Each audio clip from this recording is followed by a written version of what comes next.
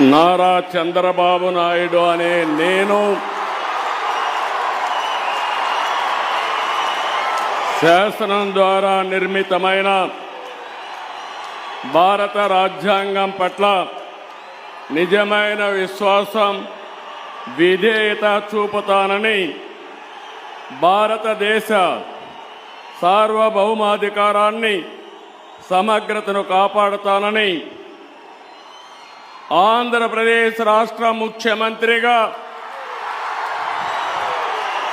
నా కర్తవ్యాలను శ్రద్ధతో, అంతఃకరణ శుద్ధితో నిర్వహిస్తానని, భయం గాని, పక్షపాతం గాని, రాగద్వేషాలు గాని లేకుండా రాజ్యాంగాన్ని, శాసనాలను అనుసరించి ప్రజలందరికీ న్యాయం చేకూరుస్తానని